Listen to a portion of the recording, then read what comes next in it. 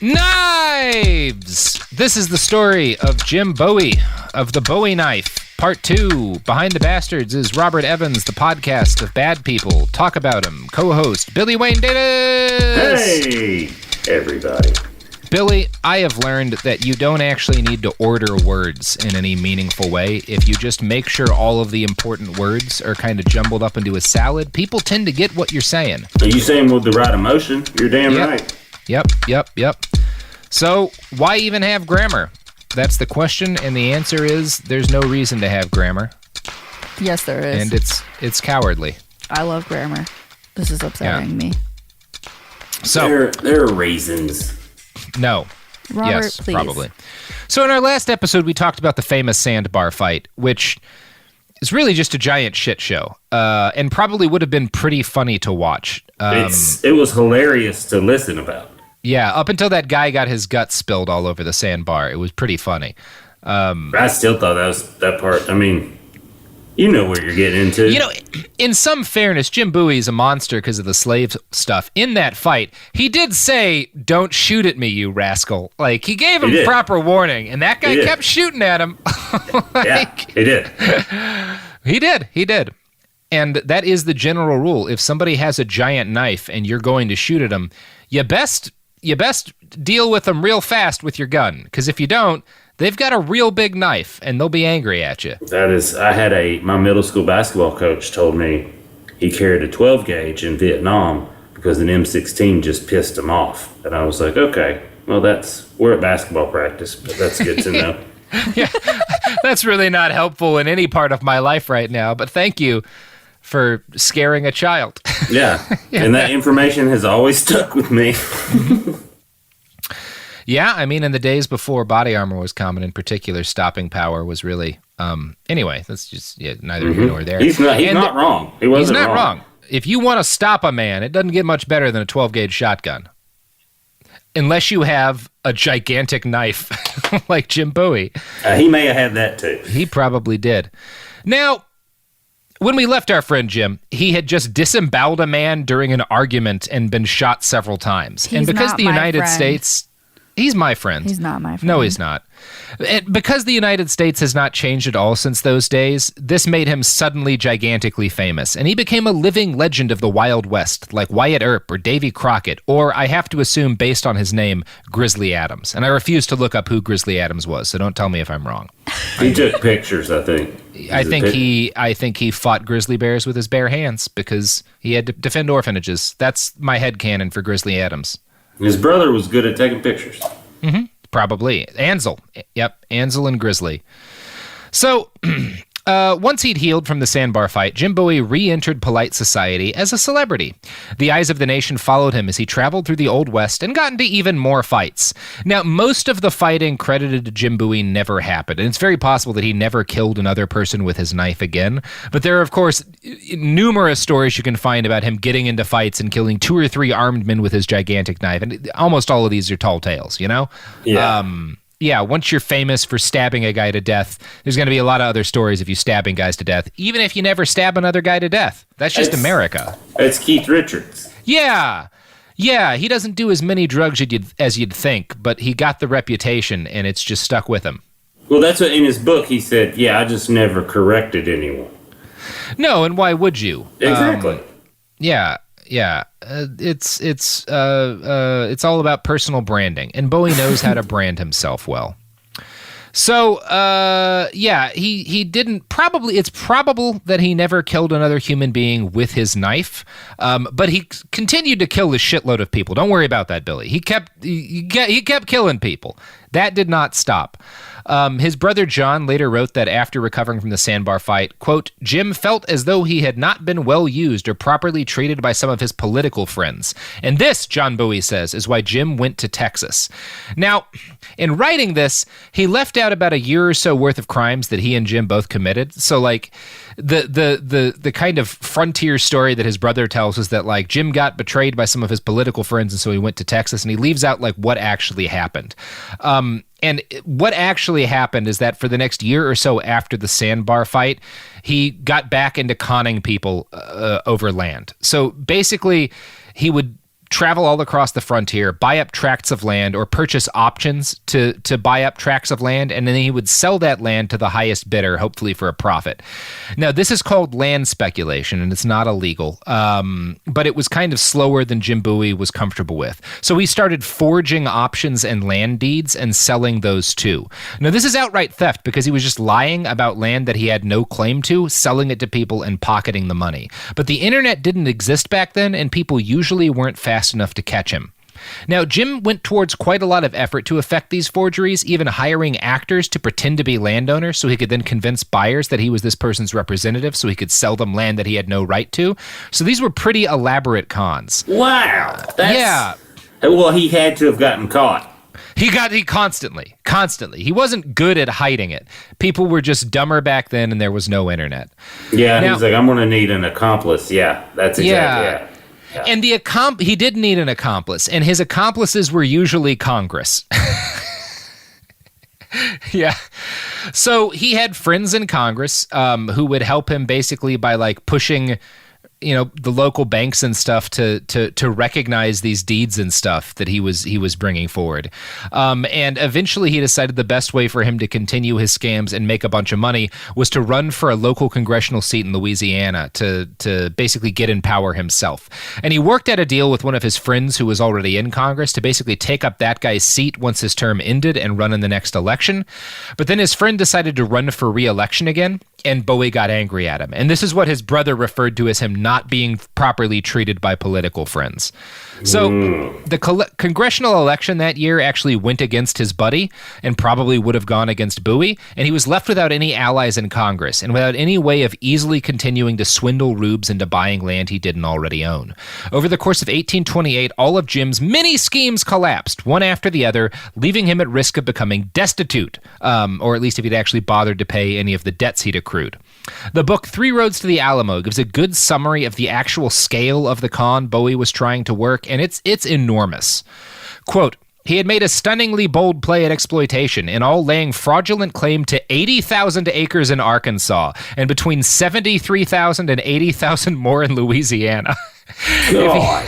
Oh my God. If he had succeeded, he would have been whole or part owner of 250 square miles of bayou and riverfront property, and possibly another 200 square miles and 188 other Arkansas claims he had withdrawn, making him the largest landowner in the region, and in his time, very possibly the largest private landholder in the United States. So he would have been a millionaire if he'd succeeded in this, but he failed, and now he was all but broke by the end of 1828. So that's what leads him to Texas, is he has failed in a series of incredibly ambitious land cons. He winds up broke, and Texas is the best shot he has at getting a bunch more free land. Yeah. I didn't think it was going to be a pure of heart thing. No.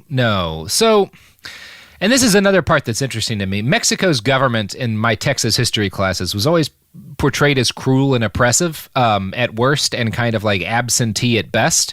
And I later learned that one of the main reasons why white colonists hated the Mexican government was that slavery was illegal in Mexico.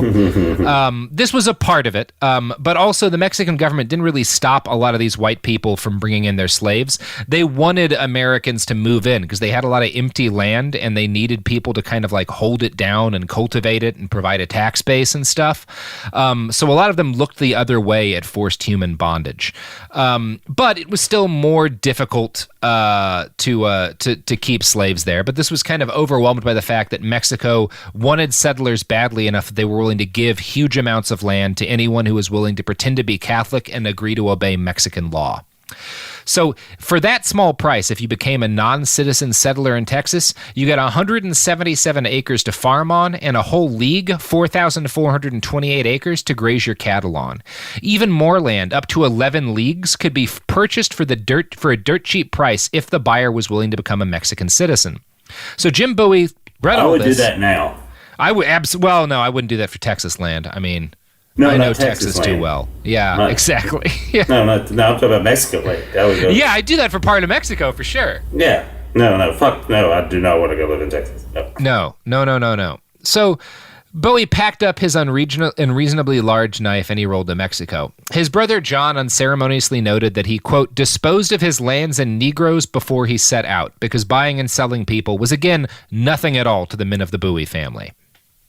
No. So, yeah.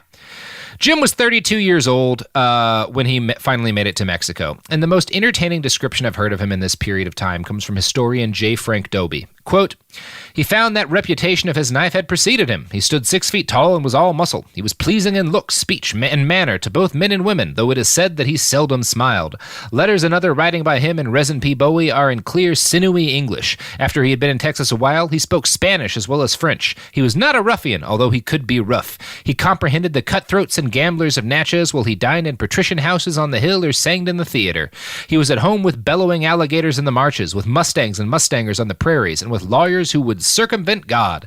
In Texas, he fought Indians and Mexicans. And Texans. Yeah.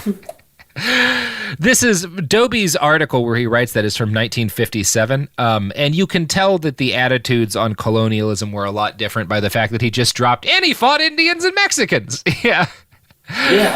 Yeah. He's a good dude.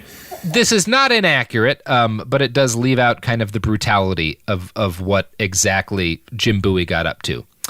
So here's how Jim's brother John describes this massacre of a bunch of Native Americans that Bowie commits not long after getting to Texas. Quote, during the few years he spent in Texas, he had many strange and hazardous adventures, probably the most notable of which was the following. He and Resin Bowie, with 9 others, went in search of a silver mine about 200 miles northwest of San Antonio. While on this expedition, they were attacked by about 150 Comanche Indians. James, being well acquainted with the habits and manners of these savages, soon perceived that they were on trail of him and his little party for the purpose of murdering or robbing them, so he availed himself of the first suitable place for defense. Now, John describes this as natives wanting to rob him, but he and Jim, but the reality is that he and Jim and Resin Bowie had moved into Native American territory and were trying to steal their shit, and they were carrying weapons. He also describes the natives as Comanche, but they were Tawakoni, Waco, and Caddo. And by any definition of the term I've ever heard during my youth in Texas, these natives were acting in self-defense because, again, Bowie and his brothers were part of a posse of large armed men who had come onto their land to steal a bunch of silver. Yeah, we'll just judge on their recent past history, and I'm gonna go with the natives on this one. Yeah, and what followed was might have been the bloodiest single fight of the period between white settlers and natives, at least in the history of Texas. Good Lord. The natives, a large group of them surround the little fort that they'd built in the rocks and open fire. They kill one of Bowie's men. The Bowie brothers and their other men fire back repeatedly, and this continues for literally days. There's multiple days of gunfire, and by the time it's all over, 50 to 60 natives are dead along with a lot of their horses. And it's hard to say if the death counts in this are anywhere near accurate, because white settlers would lie a lot about how many people they killed in firefights, but also they had access to much better guns. That said, given what happened at the Sandbar fight, I don't know how much I trust the story of Jim Bowie about his accuracy in a gunfight. I don't know. It's hard to say. But probably a lot of people did die because they were in a 3-day gun battle. So, whatever. Yeah. He murders a bunch of people. Well, and he could have had it could have been a regulator situation where he picks up some people that are handy with the steel because he realizes he's not. And they're using rifles. These guys are wielding more accurate guns in this. The gunfight, they're using handguns, and in this, they're kind of shooting with hunting rifles, which are more accurate and have rifled barrels and stuff. Most people will say 50 to 60 dead in the total fight. It's impossible to know for sure, but yeah. So after the natives back off, Jim and his men flee back to San Antonio, and he immediately petitions the local government for petition to raise an expedition against the Tawakoni tribe because, during this little invasion, he estimated they had 2,000 horses, and he was basically I just got into a gunfight with these guys, and I think if you give me enough men, I can steal all of their horses to sell them. So he's a good dude, is what I'm saying. Yeah, he's a hard worker. So, we don't actually know if this expedition ever happened. It may well have, and Bowie is noted as having numerous other conflicts with Native Americans during this period, all of which kind of involved around him rolling into their houses and stealing shit. Yeah. But they're usually called expeditions by like the historians. Even in the 20th century, a lot of historians will call it like he raised an expedition. And you're like, what was the expedition for? Well, he wanted to steal things from these people. Valuables. I'm looking for valuables that people have. It's like even, there's at least with like the Lewis and Clark expedition, there's like this, they were making maps and shit, right? Like there's criticisms to make of it, but they did write some maps. Bowie is just taking things. Yes. Yeah. Yes. So Jim applied for and eventually received Mexican citizenship, which allowed him to buy 11 leagues of land. He also succeeded in convincing a number of Mexican citizens to sign over their options for purchasing land to him as well. And throughout this period, Jim Bowie continued to make the bulk of his money through an even mix of legitimate and fraudulent land sales. So again, at any given point in time, if you're wondering how is Jim making a living, he's pretending he's selling fake land to people. He's a real estate con artist. That is Jim Bowie's like secret to wealth. How very modern of him. Yeah, he has a lot in common with our president, aside from the fact that he was clearly willing to get into a fight. Oh, he'll get his hands dirty for sure. Yeah. He's definitely a better person than the president. He's also very good at spin. Calling stuff an expedition, where you're like, nah, man, you're raiding villages. That's what you're doing. You're just raiding people. You're stealing their horses. Nah, expedition. You're like, although okay. This does make me think, if I could get 50 to 100 people together and rob the Toyota dealership near me, we could just call it an expedition to get free Land Cruisers. Or that's if you actually go to the not Ford a bad dealership, idea. You could call it an expedition to get expeditions. Yeah, but I feel like we'd be doing Ford a favor by taking expeditions away. I know. As I was saying that, I was like, Ford would be like, someone got him. Someone came and took him, you guys. No, I really want to get down to an expedition. That's what we ought to do. Just rebrand shoplifting as an expedition. Mm-hmm. So during this time, Jim Bowie became friends with the Mexican governor of Texas, a guy named Veramendi, and he worked out a deal with Veramendi by which he could marry the governor's daughter. So he signed a dowry with the Veramendi family, promising to pay his wife more than $15,000 in money and property that he absolutely did not have. He listed as collateral the fraudulent properties in Louisiana and Arkansas that he'd never actually owned in the first place. But he basically conned this governor into letting him marry his daughter, and then he immediately borrows $750 from his new family-in-law to take his new wife on a vacation to New Orleans. All right, I want to give you some money. Yeah. Can I have some money? And your daughter. Yeah, I could.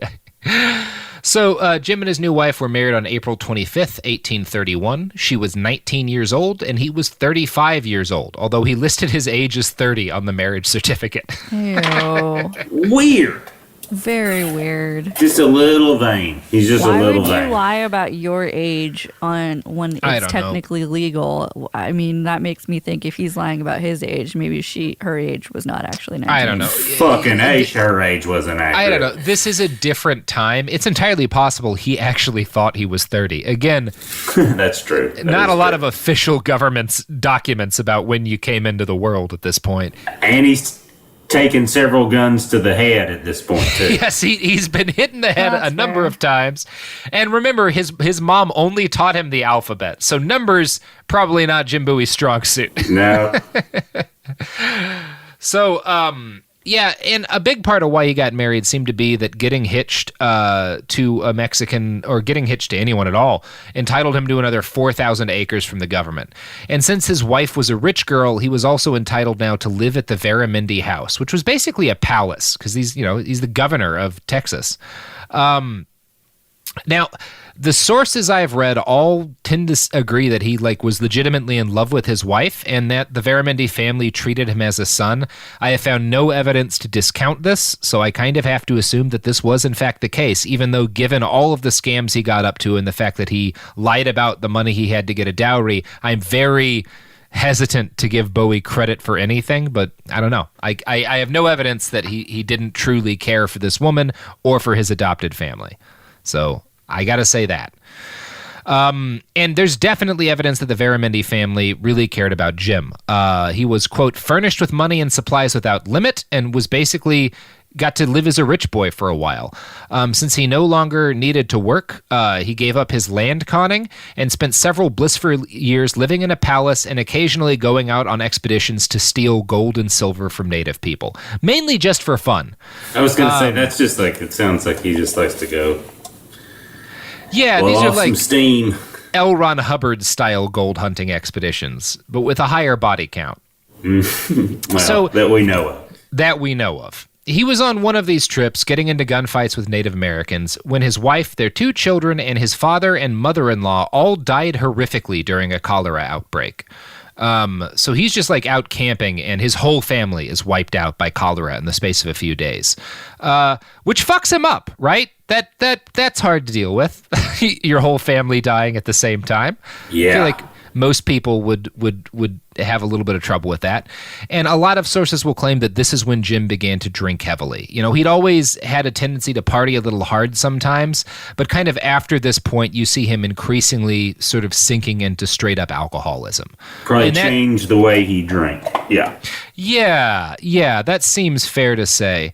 If you want to protect your family from cholera, the FDA guarantees that all of these products and services will render them immune, so you can drink any kind of ditch water you want. Just get out there, buy some products, and go suck it up ditch water. Here's a product.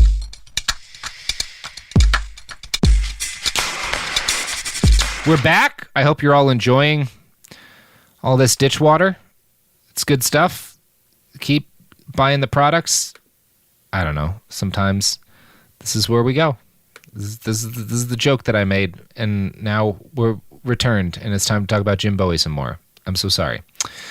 So, it's debated by historians just how much the deaths of Jim's family influenced his drinking, and it's also debated how much of a drunk he was. A lot of very pro-Texas types will argue that there's no real evidence that he had a problematic history with alcohol. I don't think this is true, and it seems like most of the good historians, even the ones who are kind of see him as a little bit of a hero, disagree with this. Historian William C. Davis notes that after his family's death, quote, for the first half of 1834, Bowie largely wandered and may have surrendered to drink more than he should as he tried to regain his personal and financial balance. His old temper flared again, and there were fights. After one supposed brawl in San Antonio, he asked a friend why he had not come in to help in the scuffle. The man answered that, so far as he could tell, Bowie had been in the wrong in the encounter. Don't you suppose I know that as well as you do? Replied Bowie. That's just why I needed a friend. If I had been in the right, I would have had plenty of them.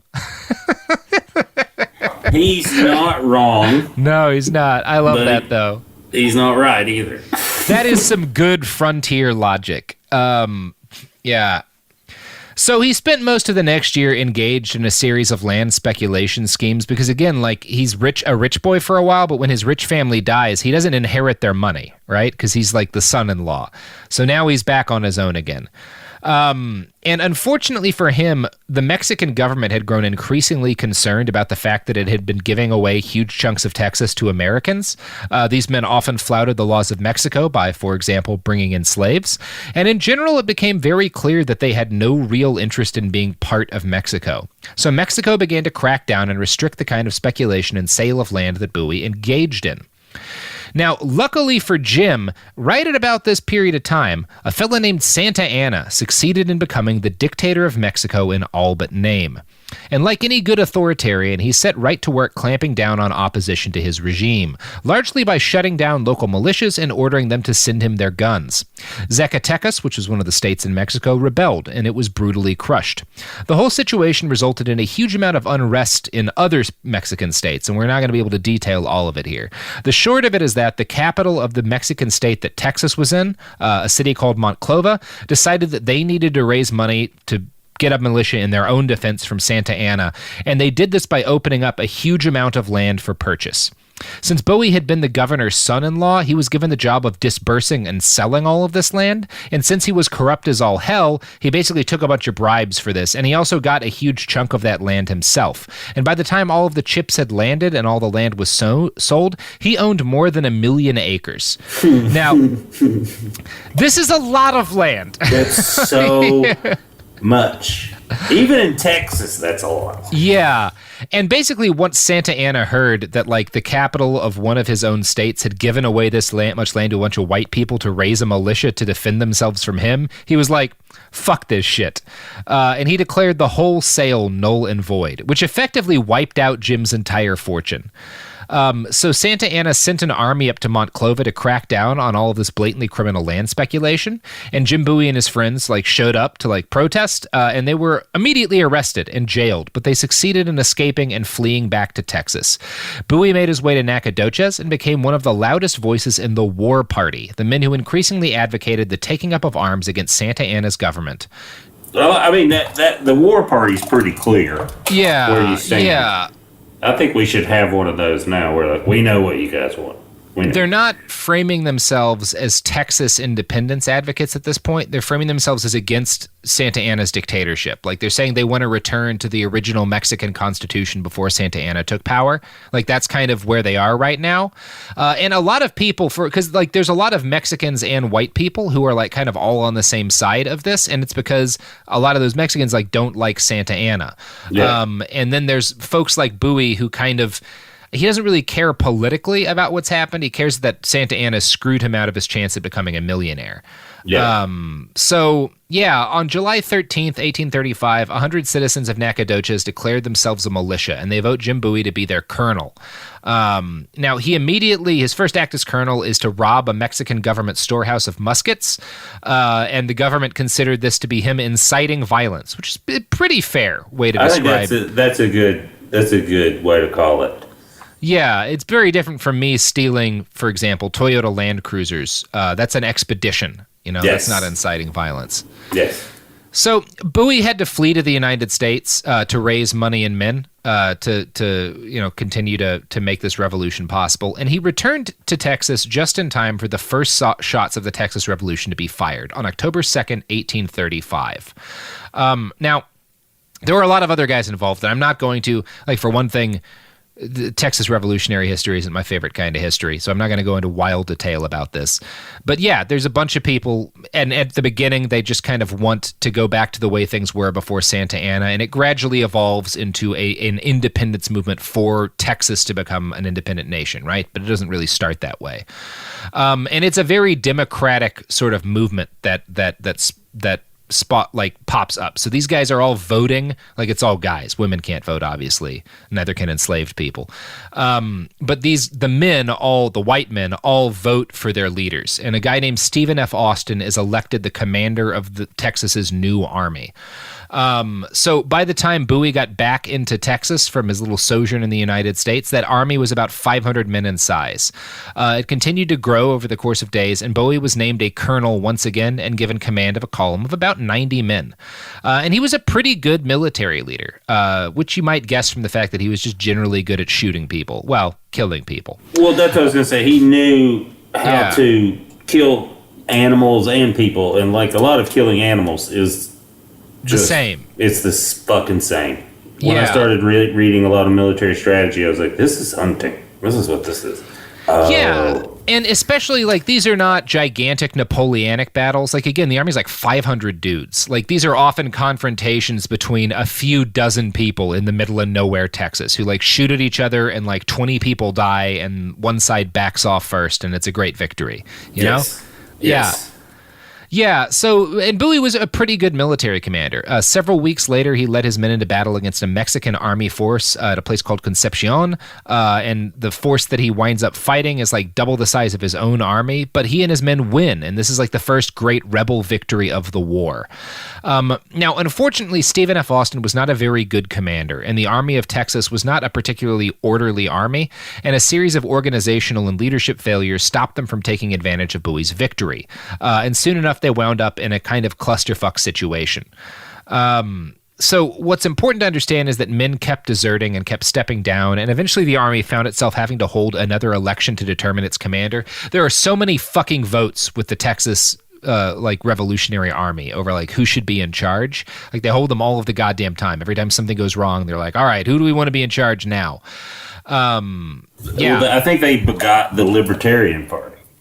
There's a big aspect of that to this. And like the Libertarians, they can't make up their mind about a goddamn thing. That's what it sounds like. That's the exact metaphor I was using. I was like, it just sounds like it's just like the Libertarian Party. We're like, hey, I don't like how you're doing stuff. Change it. So Bowie campaigns hard to be the commander of this army, and they hold a vote, and he receives 5 votes. And this is generally because people didn't really like him. He was considered to be like a pretty good combat commander, so people were willing to follow him in the battle. But he was also like known to be. He was a guy with like a gigantic temper who was drunk a lot of the time. He's a tough hang. So he gets angry that he loses this vote, and he resigns his commission and like announces that he's becoming a private again as kind of a fuck you to Stephen F. Austin. And then he just leaves the army entirely, and he travels to San Felipe, where he meets with Sam Houston. Now, another election had been held recently, and Houston had been made the major general in charge of all of Texas's armed forces. So Austin was reassigned, and the army now had no actual field commander. So it had Houston in charge of it, but like nobody had been voted to actually lead it into battle. And Bowie basically tries to ingratiate himself into Houston so that he can hopefully get appointed to be in charge of the army, but he can't really get a handle on his drinking. And by the time he and Houston actually meet for the first time in San Felipe, he is, in the words of one attendee, dead drunk. And Houston is kind of like carefully like, well, I'm not going to just appoint you in charge of the army. Why don't you go back and the whole army will hold another vote. And now that Austin's out, I'm sure they will elect you to be in charge of the army. So still wasted, Jim Bowie drunkenly rides back to the army, and he keeps right on drinking throughout the election. He actually gets blackout hammered on the night of the vote. And for some reason, his fellow soldiers decide to give the job to another guy. No way. I wonder why. Reading historians talk about this, it's really funny because they'll often be like, it's peculiar that they didn't vote for Bowie despite his good combat performance. And it was like, well, because they saw he was wasted every time he wasn't in a gunfight. And you got to be a pretty bad drunk for other people, for other soldiers to be like, that guy, he drinks a lot. Yeah, these guys are like patient zero for libertarianism. There's literally no law because they're revolting against legal authority, and they all have guns in the middle of nowhere. And they're like, this guy is too much of a drunken ruin for us. Yeah. It's pretty cool. So, he doesn't do well in elections. So he is, however, given command of another unit of several dozen men, and they perform well in a number of skirmishes against the Mexican army. And again, as a rule, when he actually gets into combat, Jim Bowie does a really good job. He's good at leading men in battle. You got to give him credit for that. That's his wheelhouse. He does. Yeah, that's how he grew up. Yeah, if you want someone to help other people kill a group of strangers, Jim Bowie is your fucking man. Yeah. He's a good stranger killer. Anything other than that, he's gonna be drunk. Yeah, but he's not even good at land speculation. He just does it all the time. yeah, and I don't think he knows he's doing it. We think he's in the blackout the whole time. He's just wasted the whole time. Yeah. So at one point during the war along the San Antonio River, Bowie and his men heard a rumor that the general of the Mexican army was grazing his horses nearby. And this wasn't Santa Anna yet. This was like the Mexican army before Santa Anna comes up. So they set out to like figure out where these horses are so they can either steal the horses or disperse the horde. Because, the herd, because that would do a lot of damage to the army. You get rid of all their horses. So while they're scouting around to try to find these horses, Bowie and his men capture a random Mexican dude who claims to know the guy who was tending the herd, and he told Bowie that if they found that guy, they would be able to find the horses. But Bowie isn't willing to listen to this. He thinks this guy is lying and knows where the horses are, so he arrests the man instead. And I'm going to quote from William C. Davis here. He writes, quote, "One of the volunteers, Placido Benavides, suggested that they tie the man, put a rope around his neck, and raise him by a tree branch, strangling him until he agreed to talk. There was nothing surprising in that for Benavides. He was one of the ricos, the wealthy landed local aristocracy, like the Veramindes, the family that Bowie married into, who felt an ancestral cultural contempt, or at best disdain, for the pobres, the poor. Thus, for Benavides, there was no dishonor in torturing a peon for information, especially if he was working for the enemy. Bowie, who came from an entirely different culture that generally frowned upon such brutality, agreed to the suggestion. Perhaps his marriage into the Veramindes had brought him not just family affluence, but also family attitudes. The brutality, once commenced, almost got out of hand." Almost got out of hand. "Bowie ordered a fire started near the tree, and then some of his men hauled the unfortunate man up over it, adding the double torture of burning, or at least extremely uncomfortable proximity to the blaze, to the strangulation." That's almost out of hand. It was almost out of hand. This is almost too much. Yeah.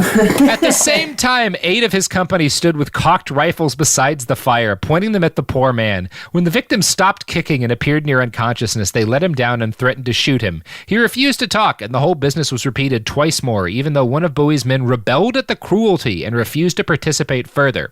After the third time, the Mexican revealed the whereabouts of a herd of horses, although Bowie's one rebel suspected they may have belonged to the man himself instead of the enemy army, and he gave them up simply to save his life. Even then, it seems, Bowie was not done, announcing that he intended to continue the torture the next morning, although what there was left to gain is a mystery. Now, thankfully, he doesn't go through with continuing to torture this poor son of a bitch, but he does make the guy who'd refused to torture the prisoner guard him that night. This is like a punishment, because he's a dick. Yeah. Ugh. Almost out of hand, Billy.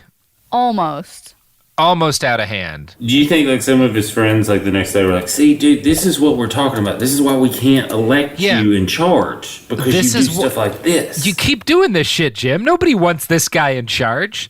Like, we're all pretty racist, but come on, man." But come on, dude.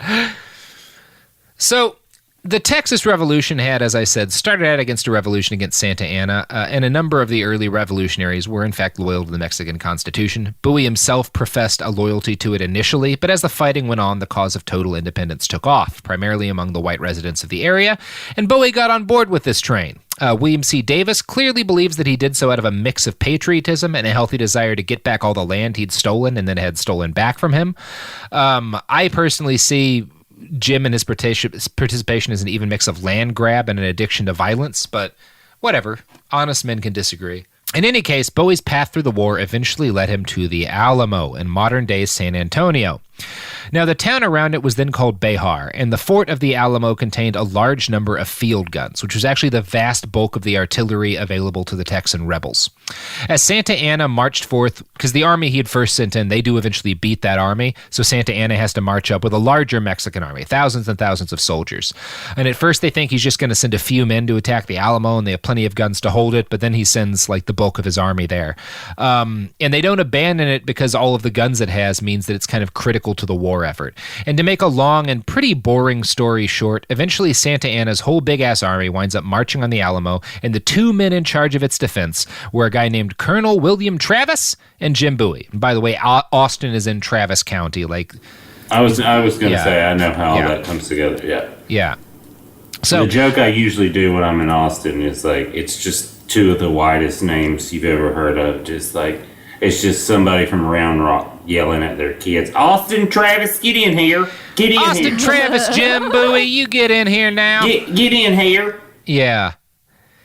Get y'all in here. Yeah, it's good old home state of Texas. It is, yeah. So Bowie's rank of colonel had never really been real. He'd been elected by militia and then sort of voted into or appointed into a couple of different command positions. But his troops were like irregulars. They were what was called volunteers. While Colonel Travis was a man with an actual military experience, and his troops were like regular trained troops with like they couldn't just leave if they wanted to. Like, Bowie's men were kind of there as volunteers. They could fuck off at any point. Travis's troops were like normal soldiers. So, yeah. once they arrive, you've got the military at the Alamo divided into like regular soldiers under Travis and irregulars under Bowie. And Travis is ostensibly supposed to be in charge of the whole operation, but Bowie's men aren't willing to listen to this guy. They trust the dude that they've been fighting with more than some like fancy colonel with a fucking army degree. So the whole army holds yet another fucking election, and the result of it leaves the two men sharing power. Bowie stays in charge of the volunteers, and Travis is in charge of the regular army. And this is not a good state of affairs, having the army divided into two chunks who don't listen to each other or each other's commander. Turns out that's actually not like an ideal way to army. No. Yeah. As Davis writes, quote, "No one was completely in charge. Bowie would not obey Travis, and Travis certainly would not yield to Bowie. So the garrison divided into somewhat unfriendly camps. On February 12th, Adjutant J.J. Baugh saw that Bowie, availing himself of his popularity among the volunteers, seemed anxious to arrogate to himself the entire control." So he's trying to, he wants to take control.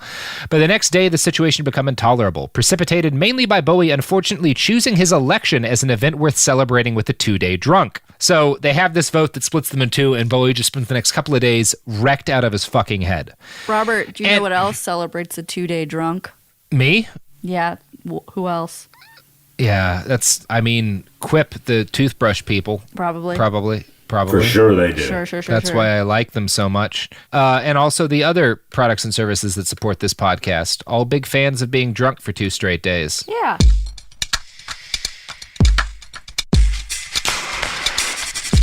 We're back! Oh, what a day. What a day it is. Yeah, so Jim Bowie, they've just held this election. They've split the control of the army in two, and Jim Bowie is just fucking celebrates this by getting shithouse wasted. He's never succeeded in being elected to command of the army, but he's gotten elected to command of half of an army, and that's worth celebrating. So drunk Bowie pretty much immediately let this new state of affairs I was going to get drunk anyway. Might as well be happy about it. Yeah, might as well be for a good reason. So he's wasted in celebrating his control of half of an army when he sees a group of local Bejareños, like citizens of the nearby town, trying to flee the town with their property to avoid the fact that a battle is about to happen. And he arrests these people for no real reason. Now, at the same time, he also started randomly de-arresting people that the local judge had already sentenced for crimes. There seems to have been no real rhyme or reason for any of this, because he'd actually sat on the judge panel that had convicted some of these men when he was sober, and then just decided to free them from jail at random. When the judge complained about this, Bowie had his volunteers march through the main square of the town of Behar to intimidate him. Unfortunately, Bowie and all of his men were wasted, as one volunteer described the marching in, quote, "a tumultuously and disorderly manner, Bowie himself and many of his men being drunk, which has been the case ever since he has been in command." So, he randomly decides to free a bunch of prisoners. The judge complains, and he has a drunken mob gather in the middle of town to yell at the judge. All this sounds like fine. We're at Fun Bowie now. Yeah, I do think, he's got all his killing done. He's like, let's just mix it up a little bit. Let's just get wasted, buddy. So next, Bowie de-arrested a private in the regular army, a man that Colonel Travis had convicted of mutiny, for, again, no real reason. Oh, man. Yeah. This pissed Travis off, and he wound up writing... I bet it did. He wound up writing a letter to their governor, and Davy Crockett also wrote a letter, because Davy Crockett was there at this point, and he's really pissed at Jim Bowie's bullshit. Now, in his letter, Travis complained that the situation was, quote, truly awkward and delicate due to the fact that his co-commander had been roaring drunk all the time and was turning everything topsy-turvy. He ended the letter by stating he would remain at the Alamo for the sake of honor, but, quote, "I am unwilling to be responsible for the drunken irregularities of any man." I mean, that's going to cost him his life. That's what's going to happen. They're all going to die. Yeah. Yep. Yeah, they don't know it. Yeah. Maybe Jim does. That's why he's hammered. So the situation continued to deteriorate, and Bowie's drunkenness grew even more extreme. His volunteer army turned into a multi-day-long keg party, and some of his men actually sold their rifles to buy liquor. I like them. They sound fun. I'm not going to need this. You know what I haven't used this whole damn time? This thing. This fucking thing. This cake. So, One observer at the time reported most of the garrison was drunk. Travis kept on complaining about this, and the fights between the two men soon degenerated into an utterly untenable situation. Travis eventually had to leave the Alamo with his regular soldiers because he was afraid the two groups would start shooting at each other if they stayed together any longer. But then on Valentine's Day, Jim Bowie sobered up, and we don't really know why. He might have come to his senses, or he might have just ran out of liquor and guns to trade for liquor. But, as Davis writes, as quickly as it arose, the problem seemed to evaporate, and that was probably due to Bowie. It is well known that he sometimes drank too much, recalled William W. Fontaine, who was one of the little children at Montville with Charles Travis, but it is not so generally known how quickly he hastened to make the amends honorably, so that he soon came under the influence of, as soon as he came out from under the influence of liquor. On February 14th, Bowie sobered and apparently went on to see Travis and gave an apology, for immediately Travis and his command returned to San Antonio, and all signs of friction between the two disappeared for good. Wow. Yeah. He's a charming guy. I guess, I mean, that's real charming when you have to move an army because you're so drunk and then you go and you're like, hey, shit got wild, didn't it? I apologize for that. Are you still mad? Are we cool? In retrospect, I was drunker than you should be while commanding an army. I see that now. I see that. It's clear to me now. Also, can I borrow some money? We need to get our guns back. Yeah. Now, other sources I've read suggest that the reason Bowie chilled out may be that he got sick with yellow fever right around this time. He definitely got sick with yellow fever. It just kind of is up to debate what that had an impact on. And his illness was probably due to a combination of poor sanitary conditions at the Alamo and the fact that he'd been on a multi-week alcohol bender, which is bad for your immune system. Whatever the truth, by the time the Battle of the Alamo started on February 23rd, Colonel Travis was back in the fort and Jim Bowie was confined to a sickbed, unable to command or fight. And I'm not going to detail out the battle for the Alamo. Everyone listening to this knows the broad strokes. The Texans got wiped out. They killed a lot of the besieging Mexican army, and that provided the Texan revolutionaries with a powerful rallying cry, yada yada, remember the Alamo, all that bullshit. The actual reality of the battle is less glorious than what I was raised to believe in school. You know, we were told that thousands upon thousands of Mexicans had been killed by the defenders. That's almost certainly bullshit. It is probably to say that they, on balance, fought competently and acquitted for themselves pretty well, but it was never a close fight, you know? They were horribly outnumbered and outclassed. Now, for some amount of time, it was de rigueur for patriotic retellings of the story of the battle to invent a heroic end for all of like the main figures. You got William Travis, you've got Bowie Crockett, you've got Jim Bowie. All these famous guys are at this fight, and they all have to die heroic deaths if you're doing like the propaganda retelling of this, right? Mythos. The mythos. The most famous painting of Jim Bowie at all is him at the Alamo leaping out of his sickbed and shooting a pair of Mexican soldiers with a brace of pistols that he's concealed under his bed. And that's kind of the picture that a lot of people like to portray him, like how he went out as. I found a passage from 1957's James Bowie, Big Dealer, which is an article about the man's life that kind of gives you an idea of how his last days are portrayed by the pro-Bowie crowd. For Bowie not to have his knife at the end would be unthinkable. David Crockett had arrived before Bowie became critically ill. In Colonel Crockett's Exploits and Adventures in Texas, a farrago of undetermined authorship that rings true to Crockett only in spots, is this passage. I found Colonel Bowie in the fortress, a man celebrated for having been in a more desperate personal conflicts than any other in the country. He gave me a friendly welcome and appeared to be mightily pleased that I had arrived safe. While we were conversing, he had occasion to draw his famous knife to cut a strap, and I wish I may be shot if the bare sight of it wasn't enough to give a man of squeamish stomach the colic, especially before breakfast. He saw I was admiring it and said, "Colonel, you might tickle a fellow's ribs a long time with this little instrument before you'd make him laugh." Now, this story never happened. David Crockett never wrote this. Crockett actually probably hated Bowie, because we know he wrote a letter complaining about his behavior. And the book that this is being quoted from was written by somebody else, just in Crockett's name to capitalize on his legend.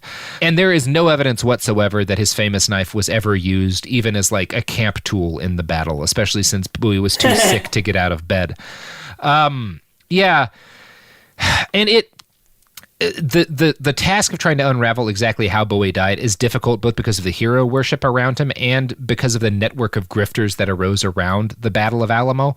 The most famous of them was Madame Candelaria, a woman who in her old age claimed to have been Bowie's nurse during the battle. She made a sizable living and secured a pension from the state of Texas by providing patriotic Texans with heroic stories about how Travis, Bowie, and Crockett all died because she claimed she'd been there.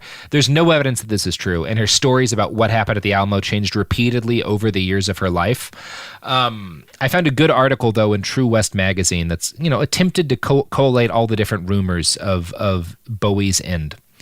Quote, according to stories spread after the battle, Bowie died either as a murder victim, a suicide, a battle casualty, or a victim of sadistic torture. He may have died fighting from his sickbed, helplessly in his sickbed, or of an illness before Mexican soldiers did the job. He may have been killed by swords, bayonets, gunfire, or fire. He may have died heroically or as a coward.